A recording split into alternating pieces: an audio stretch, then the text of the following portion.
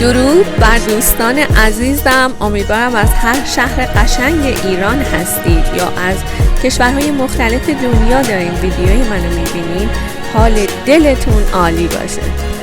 من نازنین هستم و خوش آمدید به کانال سفرهای من. خوشحال میشم همین الان دکمه سابسکرایب رو بزنید و به جمع دوستان من بپیوندید و همینطور دکمه زنگوله کنارش رو تا ویدیوهای بعدی من برای شما نمایش داده بشه.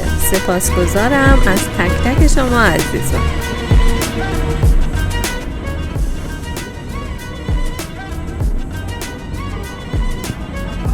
امشب اومدیم مرکز خرید آرتمیس در منطقه فرمانیه. این مرکز خرید دارای مساحت زیربنای 30,500 متر مربع و مساحت کل آن به 1750 متر مربع میرسه. آرتمیس 12 طبقه داره که 9 طبقه آن زیر زمین و 3 طبقه دیگر آن بر روی زمین قرار داره.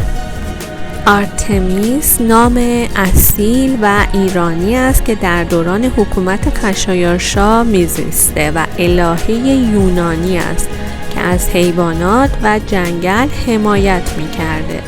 از آنجایی که مدیریت مجتمع تجاری آرتمیس شعار حمایت از حیوانات رو برای خودش انتخاب کرده، نام زیبای آرتمیس رو برای این مرکز خرید زیبا انتخاب میکنه.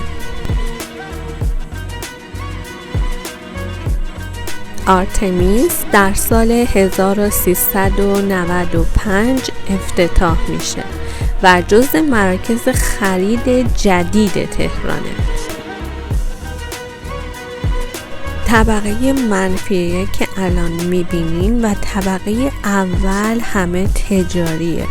طبقه دوم و طبقه سوم رستوران های مختلف و شهر بازی مجموعه قرار گرفته که جزء امکانات تفریحی این مجتمع تجاری به شمار میاد. طبقاتی که در زیر زمین هستن منفی 5 تا منفی 9 همه پارکینگ عمومی هست و طبقه 4 تا طبقه 12 این مرکز خرید به دفاتر اداری اختصاص داده شده.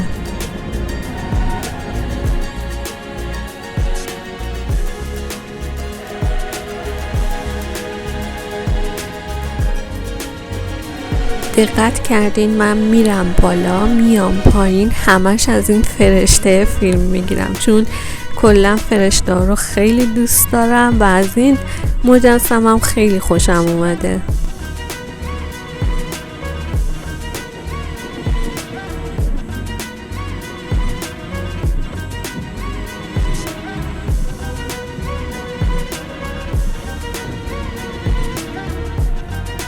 کلا گیر کردم روی این مجسمه، خیلی خوشگله، دوستش دارم، ازش فیلم میگیرم.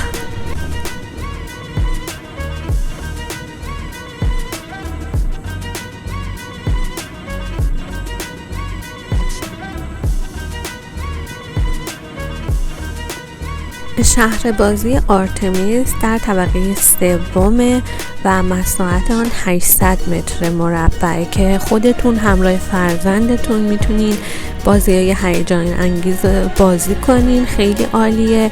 و اینکه نکته جالب خانه بازی برای کودکان وجود داره که والدین میتونن فرزند خود را به صورت رایگان در این خونه بازی قرار بدن و با خیالی آسوده به گردش و خرید بپردازن.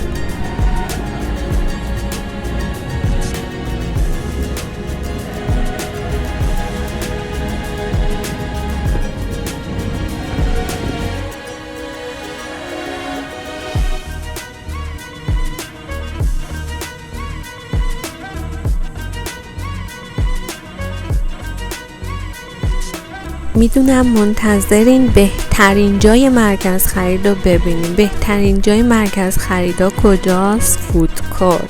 قطعا یکی از بهترین تفریحاتی که میتونین تو پاساژهای تهران از اون لذت ببرین شکمگردی در میون کافه و رستورانای مراکز خریده.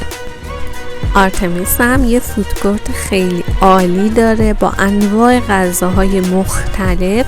هر شب موسیقی زنده دارن توی این رستوران و میریم که با هم داخلش رو ببینیم. خیلی عالیه برای پارتیا و جشنهای تولدتون که من حتما اینجا رو در نظر گرفتم که با دوستان و خانوادم بیام و اگه مجلس و تولدی داریم همینجا برگزار کنیم.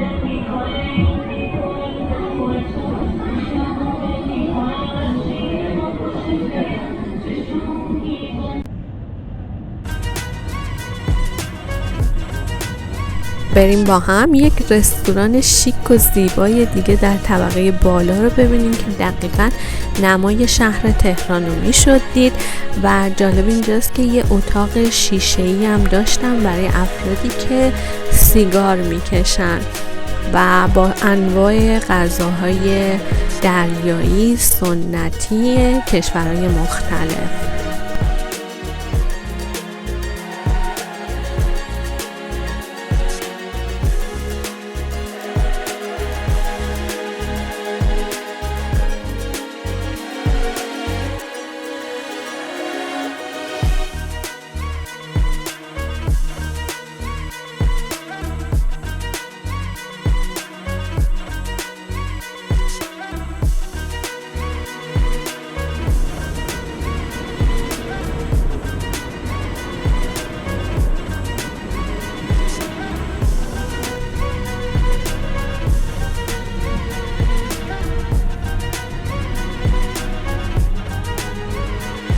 امیدوارم فرشتگان در همه جا حامی و نگهبان شما باشن. دوستتون دارم. تا ویدیوی دیگر، بدرود.